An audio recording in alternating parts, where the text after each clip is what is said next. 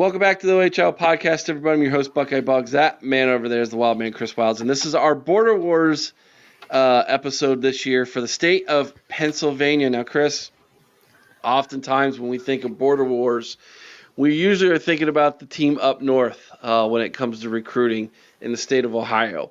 However, the state to our east has got a lot of talent, and Ryan Day and Urban Meyer and even Jim Tressel have traditionally walked into that state and kind of taken the best guys out from under them.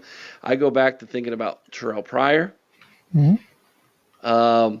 We have Marvin Harrison Jr. Julian Fleming was the number one, although he's playing for Penn State this year after transferring there. And so we've gone into Pennsylvania, and I won't mention Kyle McCord because why would you? Yeah. However, we've gone into that state and we've done very well. And of course, James Franklin has been coming into the state of Ohio and getting quarterbacks, including his most current quarterback, Drew Aller from Northeast Ohio, a five-star kid who Ohio State kind of poo-pooed on, and then they circled back around and then went after him, but it was too late. He stuck to his commitment with James Franklin and Penn State. And so there's a lot of shots fired over that border between Penn State and Ohio State over the past couple years, with the bigger bombs landing over in Pennsylvania from Ohio State. That being said, we're going to dive into the top 10 guys from the state of Pennsylvania in 2025 and find out where they committed to this summer and give you our thoughts about these guys and just talk a little bit about the state of Pennsylvania and recruiting. And I have a great interview with Andrew from the Nittany Blues Podcast, who we dive into recruiting from the perspective of Penn State and the state of Pennsylvania. I think you're all going to enjoy that. And so you love recruiting. You should love these episodes, Border Wars. Here we go. Number 10 recruit in 2025 from the state of Pennsylvania is Deshaun Burnett. Now, Deshaun Burnett is a linebacker, 6'2", 215, although he's carrying the ball in this picture. So he's played both ways there. From Amani Christian Academy in Pittsburgh, Pennsylvania. He is the 36th ranked linebacker in the country, 365th nationally overall. And like I said, he's ranked 10th, and he is committed to Penn State. Yeah, good player here, Eric. A very versatile player. You mentioned him carrying the ball. He's played quarterback, running back, receiver, edge rusher, linebacker. The guy is a phenomenal athlete, and he should be a great pickup for Penn State, who really needs some athleticism and talent on that defense as they move forward. This is if I were to give him a recruiting title, I would just say football player, and that's all you would need to say. Yeah, he's a football player. So this was, in my opinion, out of everybody on this list that Penn State got, which isn't a lot, which you're going to find out, he's their best get. All right, we're gonna continue talking about linebackers. Let's go to number 9. Let's talk about Cam Smith. Cameron Smith plays at St. Joe's in Philadelphia. That should sound familiar to all of you. St. Joe's Prep is where Marvin Harrison Jr. and Kyle McCord played. And Cam Smith is another St. Joe's prospect who ends up deciding to go and play his football at Duke. Mm-hmm. The 6', 200-pound linebacker is the 30th highest ranked linebacker in the country, 278th overall. There was a lot of linebackers in the state of Pennsylvania. You can only take so many. Penn State got kind of what they wanted at linebacker this year. This guy decides he's going to go to the ACC and go to Duke. This is a smart kid, okay?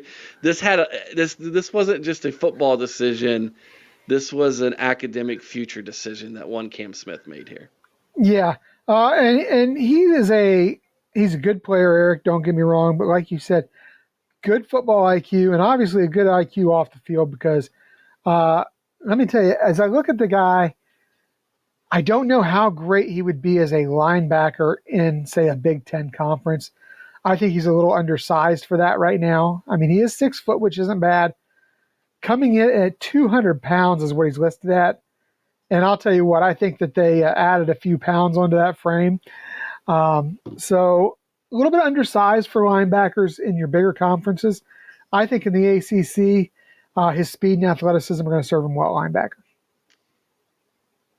If there is an ACC. Right. One of those linebacker / safety hybrid type guys is what Cam Smith could be here. All right, number 8. Let's talk about Lex Cyrus. Talk about one who got away for James Franklin. Here's the first big swing and a miss. So he's a 5'10", 170-pound wide receiver. He's ranked 250 nationally. Plays his football in Harrisburg, Pennsylvania, which is a hotbed for high school recruiting. Good talent comes out of Harrisburg. He's ranked 32nd. He's the 32nd highest ranked wide receiver. This is a guy that you want on your roster if you're James Franklin, if you're Penn State. Is he Ohio State worthy? No, he's not. He's a 4-star. He's, a mid 4-star. He's not a high 4-star. He's not a 5-star wide receiver. So he's not Buckeye worthy, but is he Penn State worthy? Oh, you betcha. And he went to South Carolina. That is a recruiting miss by James.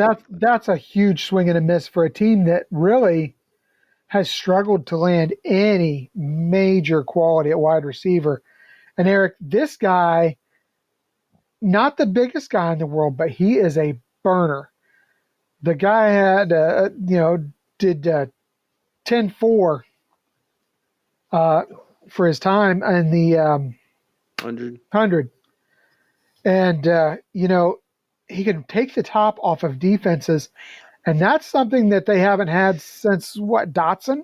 I know he's not big, but dude, like, how do you let that kind of speed and athleticism get out of your state?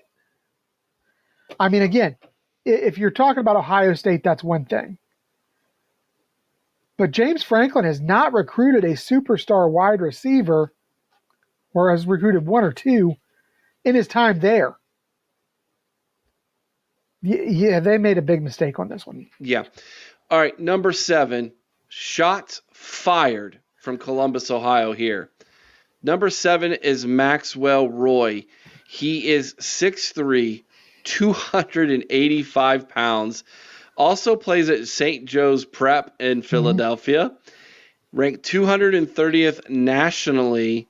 He is the 27th highest ranked defensive lineman in all of the country, and he's going to be a Buckeye. Yeah, I love this guy. He's got power. He's got some speed. He can play the 1 technique, the 3 technique. He is going to be all over the place. And you know what? He's probably going to get a few more pounds thrown on him when he gets to Ohio State, gets in that body by Mick program. And Larry Johnson's going to coach this guy up, and he is going to be a stud. And again, another swing and a miss by Penn State. This is Ty Hamilton. Yeah. Is who this is. This is Ty Hamilton. So super excited that he decided to be a Buckeye. All right, number 6, and please bear with me on the pronunciation of Alex's name. I do not know how to pronounce. Is it Tatch? Okay. I believe it's Tatch. All right, I'll take your word for that. You are the educator. Alex is another linebacker, although he's just like the other one we just talked about. Look at him carrying the ball in this picture. Ranked 207th overall nationally, 25th at his position, a little bit better size, 6'2", 213 from Greater Latrobe in Latrobe, Pennsylvania. So it's a little bit of a smaller school kid here, but he's going to be a Penn State Nittany Lions. So staying home, playing for the school he dreamed about playing for. Makes sense. Yeah. And again, great athletic guy, another guy who's played multiple positions on offense and defense. And that may not be him running the ball as a running back there, though, Eric, because the other thing he is a ball hawk, man. 4 picks, 3 fumble recoveries last season as a junior. So this guy has a lot of talent. Franklin actually got this one right, I think. He got himself a very quality linebacker. Smaller school. Can he do it at the bigger level? We'll find out. All right, let's move to the top 5 in the state of Pennsylvania, and let's talk about Anthony Saka. Again, St. Joseph's Prep. So you're looking at 3 of the top 10 kids in the state of Pennsylvania all play on the same high school team. And you had one go to Ohio State. You had another one go to Duke. And Anthony is going to Notre Dame. The 6'3", 225-pound linebacker is ranked 205th nationally. He's the 23rd highest ranked linebacker in the country. And the Catholic boy stays true to his roots and is going to go to South Bend, Indiana. Yeah. And it kind of came to me as a bit of a shock that he chose Indiana over Penn State, where he would have been a legacy. Notre Dame over Penn State. Notre Dame over Penn State, where he would have been a legacy. Because, his father played quarterback at Penn State, Tony Saka. You may not be old enough to remember him. I do. But, no, great talent here. Moved from safety to linebacker. So he's one of those guys that has a lot of speed, a lot of athleticism, tracks the ball well, is good in coverage, but man, he will lay a hit on you as well. His film reminds me of Garrett Stover. Yes. Very similar, similar size, similar build, similar speed, similar look. So very similar to Buckeye Garrett Stover. Not to be confused with the other Stover who's playing for the Houston Texans, which is Garrett's cousin, Cade Stover. Who played a little bit of linebacker himself. He did play linebacker, yeah. A little bit bigger of a body. He was more of a middle linebacker. Ended up doing very well at tight end. I'm glad that went well for him. All right, number 4. Let's talk about the top running back in the state of Pennsylvania. The dude's a hoss. Jabri Wallace Coleman. He is 6 foot, 205 pounds. He's the 187th ranked player in the country, a big 4-star, 13th highest ranked running back in the country. He plays for the Emotep Institute in Philadelphia. So he is the highest ranked recruit from the state of Pennsylvania that James Franklin was able to land. Yeah, and not a bad one. Franklin's going to need to be able to run that ball since they've got no receivers. So, I think this was a great pickup for Franklin. Emotep is a very talented guy. Man. Emotep's the high school. Yeah. Thank you. Jabri is the guy. I am your slides from our last podcast, Eric. You're the physical version of my mistakes from the slides. Yeah. I'd like to claim that my sugar's low and my brain's just fuzzy, but the fact is, it's not. I just screwed up. Deal with it. So, yeah, Jabri is a talent. Emotep has got to be one of the cooler names of a high school you could go to. The first thing that went through my mind is, why are they naming their school after a mummy? The mummy, Emotep. Yeah. You know what? I bet you were mispronouncing it too. People from Pennsylvania are laughing at us right now. That's okay. We get a laugh at them when we beat their tails on the field. There you go. And not even the kid from Emotep High School can stop that. Number 3 is Andrew Olesh, maybe? Olesh, yeah. Olesh? Big tight end. Top tight end from the state of Pennsylvania is 6'4.5", 215 pounds from Southern Lehigh, Center Valley, Pennsylvania. He is a top 100 recruit. He's 94th nationally. He's the 4th highest ranked tight end in the country. And he committed to that state up north. He's going to be a Wolverine currently. You know what? They got themselves a great tight end, Derek. This guy is fast. Is Michigan kind of becoming a little bit like Iowa and it's kind of like tight end U? And they've got another one, much like, Colston Loveland he can block, but he's a very good pass catcher. And I think they've got that same thing here in Olesh. And he's a guy who can get downfield. He can split that seam and get downfield. 4.6 in the 40, man. At what, 6'5", 215?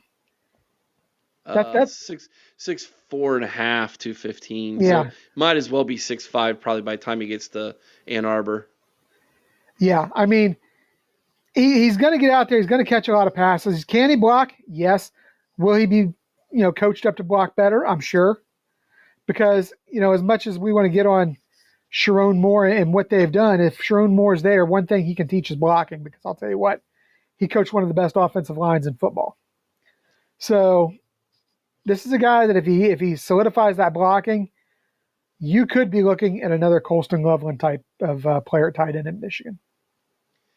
Number 2, this is a name we all should be familiar with. Zaire Mathis from Emotep Institute. So Jabri's partner in crime there, but on the other side of the ball, Zaire is a defensive end, edge rusher, 6'6", 225, great size.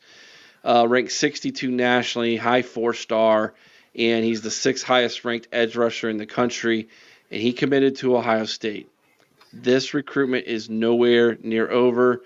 Jabri's trying to get him to go to Penn State. He's been on Penn State's campus since he's committed to Ohio State multiple times. This one is going to go down to the wire, in my opinion. And there are a lot of people inside of the Ohio State recruiting circles and services who believe that Zaire is probably going to decommit at some point and end up at Penn State. I hope not, because he's one of the best gets from the state of Pennsylvania. He really is, Eric. I mean, a talented guy, great size, good speed, somebody that Larry Johnson, I think, could turn into a star. Keep that in mind, Mr. Mathis.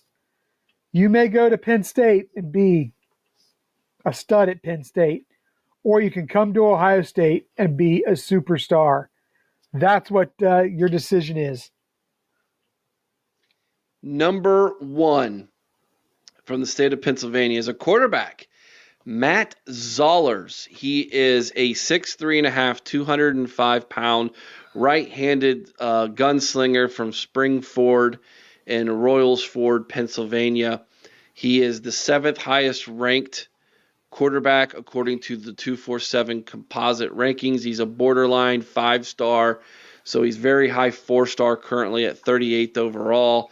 And he is committed to MIZ, ZOU. He's committed to Mizzou. He's going to be a Tiger.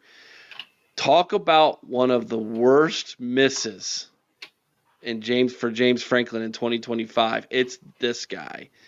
This guy, and quite frankly, very interesting that he's going to Missouri. That, to me, is incredibly interesting. I love it for him. I do. And you're right, Franklin totally missed on this. This is an athletic guy, a true dual threat type of guy. Can do it with his arm, can do it with his legs, can get out of the pocket, extend plays, can push the ball downfield, Eric. This guy's thrown the ball on the run 60 yards downfield and spiraled the thing down there. The guy has a cannon.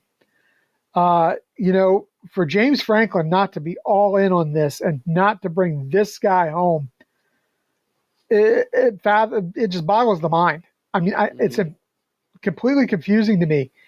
I mean, James Franklin is losing between half and 2/3 of his state's best recruits every single season. And I really think if I'm a Penn State fan, that might be more concerning to me than his lack of production in big games. And it's probably directly a correlation. Yeah, like we've said, the apathy in the state of Pennsylvania, I think it correlates not only with what you've seen on the field with the 9-3 and 10-2 seasons, but also what you're seeing now at recruiting from James Franklin and Penn State, especially in the state of Pennsylvania.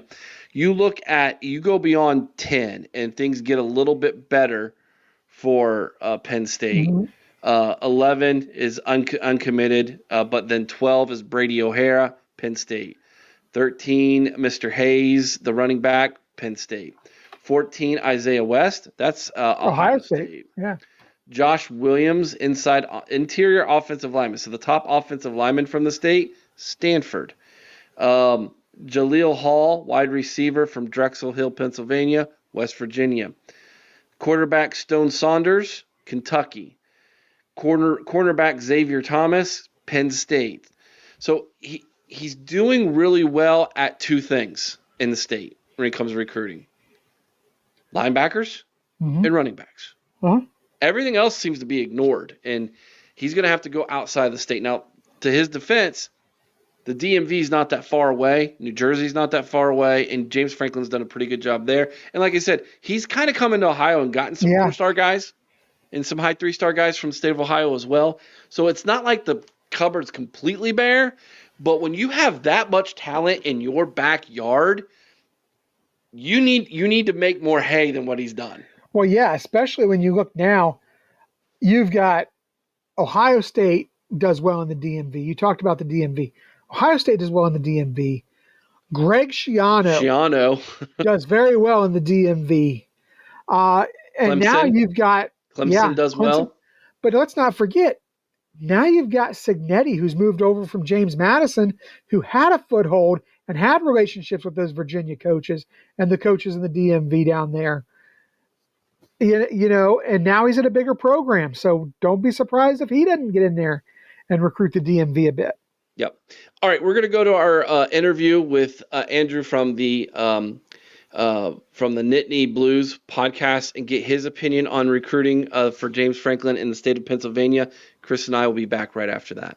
All right, welcome back to the OHIO Podcast, everybody. I'm with Andrew from the Nittany Blues Podcast, and today, Andrew, we're talking about recruiting. This is our Border Wars episode where we break down Ohio and Pennsylvania, our neighbor to the east, talking about recruiting specifically in the state of Pennsylvania, and of course, the big dog in the state of Pennsylvania, well, that's the Penn State Nittany Lions. And of course, when you talk recruiting in the Midwest, you can't go very far away from Ohio without mentioning some of those battles between Ohio State and Penn State for some of the top recruits in the Midwest, including in the state of Pennsylvania, Andrew. So that being said, I want to start off this conversation by talking about Penn State's NIL, where you view the NIL for the university is at this moment and how it's being utilized for recruiting.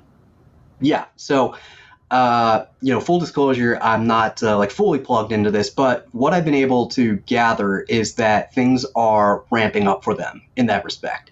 They were behind the 8 ball a little bit as far as NIL being kind of a tool in their toolbox for recruiting, keeping their current roster and things like that. But since then, they've kind of organized the resources, they've made the phone calls, they've gotten the collectives together, and now they're starting to ramp things up as far as gaining support for it, getting donations and stuff like that, raising the public exposure for these opportunities to help the program as a whole, help the student athletes, et cetera, et cetera. So I think they're starting to incorporate it more and more. So they're, while they didn't have the exact immediate traction that some of these other larger, elite programs are having, they're starting to find their footing there. Excellent. So that's always, it's crazy that we have to talk about NIL first when we talk about recruiting, but that's the world we're living in right now. Seems just a short while ago that was faux pas. You weren't allowed to mention it unless you were talking about McDonald's bags in the SEC. However, here we are. It's all above board now, above the table and legal, which I find I get your opinion on this before we dive into the state of Pennsylvania itself. I find it incredibly interesting that teams from the South are crying about this, when we all know that they've been doing NIL for decades. It was just illegal at the time. And now all of a sudden the NIL is, legal. I think that there is a dramatic shift in recruiting where the top guys are considering either A, staying home, or some are even going north. There's more money in the north than there is in some of those. I mean, you look at Columbus, Ohio, and Tuscaloosa, Alabama. Yeah, there's more Fortune 500 companies in Columbus by far than in Tuscaloosa, Alabama. And so, it's interesting to look at this, man. Your opinion, I find it incredibly interesting how the NIL is kind of brought out, I think, the obvious that things were dirty in the South. Yeah, I mean it's interesting for sure. I think where some of these new programs, or I shouldn't say new because they've always been a player, but we've had some instances on the Penn State side where we've lost some recruits to like Baylor and South Carolina and stuff like that, and I think it's because they've made kind of that pitch using NIL as the tip of that spear, if you will, to kind of gain that interest. And some of these guys were, if you talk to some of the major recruiting journalists out there, like those guys who make the predictions, a lot of them had them going to Penn State. So I think it's it goes both ways in the sense that you're right. Like a lot of that Southern talent that would stay at like Alabama, Florida, Georgia, Texas, Oklahoma, and et cetera, are they're looking at other options. And yeah, I mean, you're absolutely right. Outside like the state of probably Texas, you look at other states and other areas in the country where there's a lot of money. Like obviously you got the West Coast, and I mean, well, you've got Knight out there at Oregon, like throwing a mountain of money. But then, you look at the Northeast and like how that kind of shapes up as far as like NIL boosters and stuff like that. Like I do think that, that's an interesting aspect of it. I truthfully hadn't thought of it like that before. Yeah, it's something we've been exploring on our show quite a bit. And you're right, like Phil Knight, come right out and say, like, I want to see a natty before I die. What's it going to cost me? It's going to cost you quite a bit, Phil. Like, yeah. It's like NIL's not cheap, my man. And so he's willing to pay. And so, good on him. They just stole a top five-star recruit from Northeast Ohio, right from out from under us. Never was even in the ball game for him. And, not that NIL had everything to do with that, because Ohio State's got NIL as well, but it was obvious to us that Ohio State was never even in the game, which was interesting. And there's some underlining reasons why beyond NIL, but they did come in Ohio and get one. Two 5-star kids from Ohio, gone. One to Alabama, one to Oregon. Which brings me to my next question, because when you look at I use 247's composite rankings when I look at recruits. I just feel like that's I think composite's the fairest thing. There's no biases. They take everybody's biases, put it together, and it usually comes out what it should be.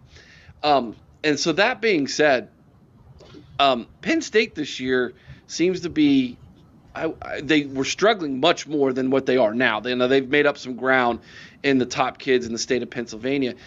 But looking at the state of Pennsylvania as a whole, Pennsylvania is a pretty talented state for high school football. You got Pittsburgh, you got Philadelphia in there. Of course, all the prep schools in Philadelphia, they're on the east coast of the state. There's a lot of talented kids in the state of Pennsylvania. How is the overall health of high school football in your state? Yeah, I would say it's extremely healthy. Just with those two hotbeds that you mentioned, I would also throw in like powers like Harrisburg in there as well, in kind of the center of the state. That's where you got talent like Micah Parsons coming out of, and also Nick Singleton, if I'm remembering correctly. So I would say on the whole, there's plenty of talent to find in Pennsylvania, and that's why you have programs like Georgia and Alabama, Texas, Ohio State coming to Pennsylvania, taking a lot of these 5-star talent, especially in some of these like major 5A programs out of like Philly and in the WPIAL out near Pittsburgh and stuff like that.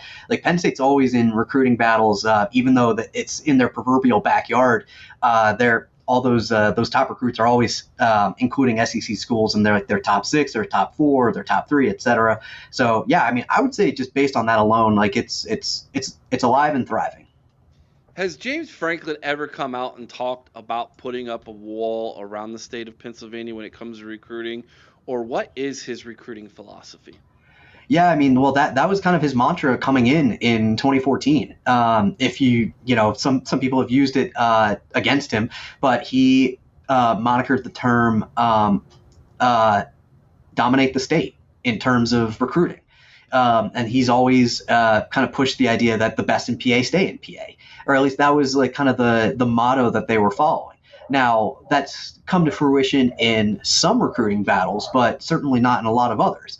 So it's been kind of an up and down battle, and they've been able to kind of supplement that as well. They were able to get some really good talent out of New Jersey and out of Maryland over the past handful of years as well. But that really was an area of focus for Franklin right when he joined Penn State, or at least that's what he was saying publicly.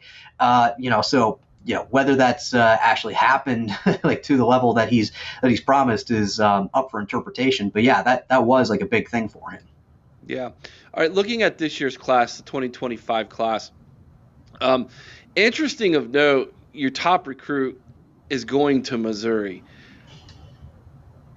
Like, now, I know Skeeter from the Woodswater, Mizzou would be like, well, of course, he would be telling me that, and I'm sure he'll watch this video and make some snarky comment in the comments. But what? Yeah. Like, that one's like, everybody, I think, in the Midwest has got to be like, what's going on with that one? And then you scroll down the list a little bit. Zaire Mathis, I don't think that recruitment is over. He's been on Penn State's campus after his commitment multiple times. That one's going to be a battle to an end. You look at the big tight end, Andrew Olish. He's going to Ann Arbor. And then you don't get to Penn State till you get down to number 4. And this makes sense. Local product from Philadelphia, running back, Jabri Wallace-Coleman is going to State College. Okay, that one makes sense. Then you got Anthony Saka from St. Joseph's Prep. He's going to Notre Dame. Now, that one I feel is like a recruiting battle that I feel like, it happens in Ohio too, especially in the Catholic schools in Cincinnati. Notre Dame seems to be able to sneak one out every now and then and get in there and get that Catholic kid to stay home, right, even though he's going away. So I guess you can make an excuse for that one. And then you got another Penn State kid, linebacker Alex, and I don't know how to pronounce his last name, Tash, is going to stay home and play for Penn State. Defensive lineman Maxwell Roy, he's going to be a Buckeye. And Lex Cyrus, you mentioned South Carolina, the top wide receiver from the state, going to be a Gamecock. Cameron Smith, Duke, and then number 10, you get the third Penn State, another linebacker, and Deshaun Burnett. So just a quick glance at the top 10, Franklin got 3. If I'm a Penn State fan, and I'm not, but if I was, Andrew, I would be really upset that you have all this talent and you went 3 for 10. You're batting 300.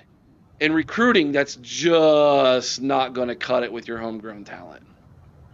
Yeah, no, I would agree with that, and really the reception by the fan base, as far as like what I've seen, has kind of echoed that. A lot of people have kind of raised the arms a little bit and said, the idea of James Franklin the recruiter is diminished. It's not as pronounced as it was early on in James Franklin's tenure, because early on James Franklin kind of made his mark at Penn State, even though they weren't like a perennial top 10 team. When he first came on, he recruited well. And obviously that's materialized in Penn State being a team that comes in with expectations and with hype every season like they do. But that was always something that he seemed to excel at. And, right now they're in the thick of it. They're losing some of these recruits to, like I said, places where they haven't really been in typical recruiting battles, like with Baylor, like with South Carolina, like with Mizzou, like you had mentioned. We've lost some quarterback prospects to Ohio State. We've lost them to Alabama and stuff like that. But Mizzou is like an interesting like new wrinkle for them, like especially talking about a PA kid. He's not like like a Catholic school kind of transferee, if you will. He's actually went, funny enough, to the same high school as 2 of my cousins did. So, I know the area kind of well. But, so going from Pennsylvania to Missouri is kind of an interesting wrinkle for them. And like you said, that's just not going to be where Penn State's going to find their next pool of talent, it seems like, or at least, in the short term. So a couple things there, I think they there's new intrigue with NIL coming into the mix. 12-team playoff certainly I think affects things as well, because the pitch beforehand was, hey, come to Ohio State, come to Alabama, come to Georgia, and you're going to play in the playoff. Like, we're batting like whatever it is, like in getting into the playoff every single year. Now the 12-team playoff, they say, okay, we've got this pool of talent, we've got this war chest in NIL. We are well equipped right now to make it into the playoff, and you're going to be on the biggest stage, leading our team. We're invested in you. Basically, we're not bringing in another 5-star quarterback in the same class and stuff like that. So you are the guy. So I think it's changed the kind of the calculus a little bit with these conversations, and that's what I kind of alluded to before with Penn State, is that they're starting to kind of figure that out themselves, or at least that's what it seems like. And so now they just need to kind of put their strategy caps on a little bit more and figure out those conversations for like the next 5 years, stuff like that. Yeah, this is going to be a very interesting year for James Franklin. I think, Penn State goes 10-2 and gets in the college football playoff. Very well, we could be looking at the 2026 class top 10, and he's batting 7 out of 10, 6 out of 10. Very different than getting left out and batting 3 out of 10, 2 out of 10, and having Missouri and South Carolina come in and take guys from you. So very, very interesting when you look at the border between Ohio and Penn State. Now, James Franklin, speaking of Ohio, has done a very good job of coming in and taking the next quarterback that Ohio State's not looking at from the state of Ohio. Sometimes it's the top quarterback from the state of Ohio, like in Drew Aller, who then all of a sudden we come in and we're like, oh, we're just kidding, we do like you, and it's too late. Like, Yeah. I live just north of Columbus in Delaware County, the county right above Franklin County where Columbus is located. And last year, James Franklin famously flew a helicopter into the high school game of the Olentangy quarterback he was recruiting, which a lot of Buckeye fans did not like at all. But it was very funny that, he did that. And so, Penn State is not just making waves in the state of Ohio on the eastern side, which they have traditionally done. When you look at Cleveland, Akron, Youngstown, they've been able to go in there and get kids before. But now they're sneaking over into Central Ohio the last couple years, and they're doing it again this year. They're going back into Central Ohio again. And I'm interested to know if maybe you don't know this, Andrew, and maybe this is something that you might want to explore on your podcast a little bit by talking to someone who's maybe gets into recruiting a little bit more. I think that he's got a part of his recruiting plan is to go into Columbus, Ohio, find the kid who isn't getting all the love from the Buckeyes, and trying to win that kid over and come to Penn State. It does two things for you. Number one, it's a pretty good kid. Like it's either going to be a 4-star or high 3-star usually. And number two, it's making waves. It's a shot at It's a shot at Ohio State and Ryan Day is what it is. And everybody knows recruiting's about ego. I mean, it's got to be. If you don't have ego in recruiting, you're not going to be a good recruiter. So I would be interested to know if you know anything about that, and if you don't, maybe you can find out for us if there's somebody at Penn State who's willing to talk about what that plan might be and doing more Central Ohio recruiting for James Franklin. Because, like I said, he's done it multiple times now. He's come into Central Ohio, grabbed a kid who Ohio State isn't. They know him, they like him, they bring him on campus, but they're not in love with him because maybe they're going after a national kid who's got more stars, more accolades than the local kid, which I think has hurt the program when you play Michigan myself. But he's come in and done that. I would love to know more about that. Do you have any thoughts on that, Andrew? Or Yeah, I mean, I think it's interesting. That is something that I think would be worthwhile for us to explore a little bit more. But I think that does play a little bit into what we've seen with Penn State in terms of them recruiting at some of their more high leverage positions, in the sense that they know they're not going to win like the Caleb Williams of the world. They're not going to win the DeCorian Moores of the world. They're not going to win the Marvin Harrison Juniors of the world and stuff like that as things stand right now. So where they need to be laser focused on is finding that kid who doesn't have that tidal wave of hype yet, and figuring out very early on, like, what is the potential of this kid? How will we fit in with our program and with our philosophy, whether that's offensively or defensively? And, how do we kind of get in with them, with their family, with their program, et cetera? And I think, even though like everybody like has a different opinion about Drew Aller, it's the perfect example of that, because Penn State offered him very early before he like exploded in terms of like the recruiting rankings and stuff like that. Ohio State did, make that offer, and being like, in-home state kid and stuff like that. And it's Ohio State, man. Like that's a huge deal. But one thing that they've kind of always held true was Penn State has been with us from the beginning. Like that was always kind of the mantra that they pushed. And of course, like Ohio State was fine. Like they're able to go out and they can recruit anybody that they want. They can compete with anybody that they want on the national stage for any prospect in the country, basically. And so that's like where Penn State has been able to kind of like eke out some of those wins, I think.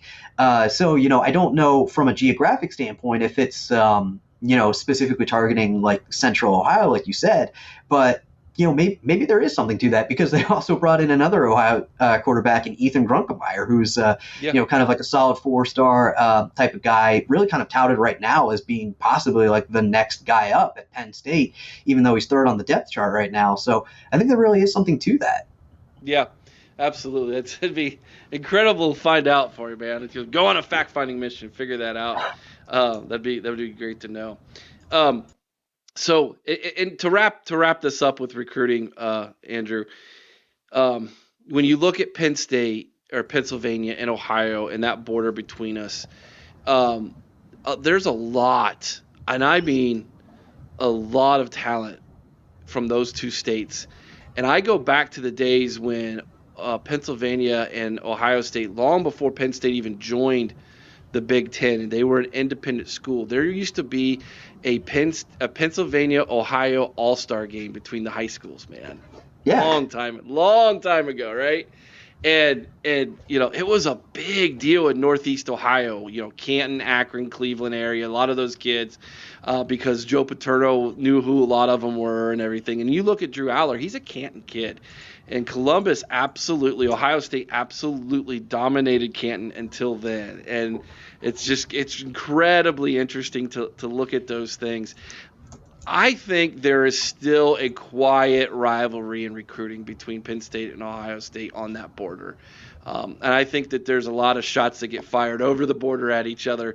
You brought up Marvin Harrison. That was a big one, Now, I would argue that Kyle McCord was a swing and a miss. As an Ohio State fan, you should wish you guys would have won that one. But it is what it is now at this point. Yeah. So that happens. But this is going to be incredibly interesting, in my opinion, to watch over the course of what might be the last few years of James Franklin.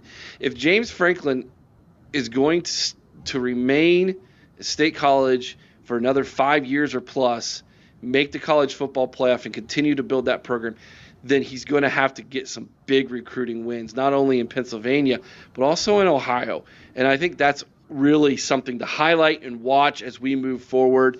Your closing thoughts, Andrew, on that as we wrap up this Border Wars episode. Yeah, so I think from a lot of aspects, that is true. From the standpoint that we mentioned early on, that like Pennsylvania still remains like a great source of talent in terms of high school football. Like there's a reason why some of the biggest programs in the entire country come to Pennsylvania, both in like the Philly area, but also definitely in the WPIAL to find talent for their programs. I think there's also people really can't quantify like what kind of story and what kind of momentum it can carry if you're able to keep a lot of that talent in-house, both in terms of like the excitement from the fan base, but also the success from the program and stuff like that, and just how that carries over to additional recruiting opportunities. Because if the message remains that Penn State is the place for Pennsylvania kids to go, that makes it that much easier to get those Pennsylvania kids in the future and stuff like that. And but that being said, being able to find some of those recruiting wins in Ohio, I think, is also extremely important for them, like you had mentioned. And I think that's also why they focus some of their recruiting efforts, like in New Jersey and especially in Maryland. They focused a ton of energy and efforts to get some great talent out of like that DMV area. That's where they've gotten like Chop Robinson, even though he went to Maryland first. That's where they got Denai Dennis Sutton. Like they've gotten some tremendous talent out of Maryland over the past 10 years. But yeah, I think you're right. I mean, like on a regional level, for a multitude of reasons, like it's important for them to kind of find their footing in this new era of recruiting and make sure they stay relevant. Beautiful.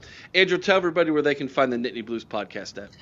For sure. So we are on Spotify, Apple Podcasts, basically everywhere that you listen to podcasts. We try to post weekly. We're especially, active during the football season, doing like game previews, recaps, and stuff like that.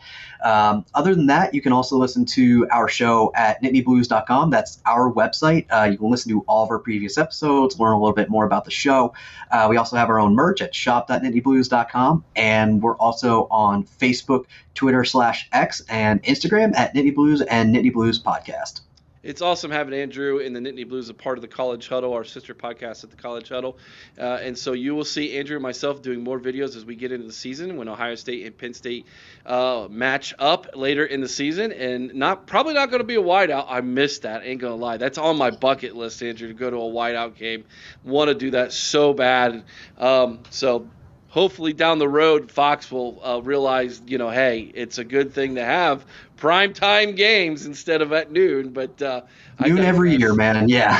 I digress. So until then, we'll continue to do our previews of those nooners between Penn State and Ohio State, and hope for one day the cooler heads will prevail, and we'll see another Ohio State Penn State game under the lights at one of our two venues. All right, guys. Thank you so much, Andrew. We appreciate you coming on the show.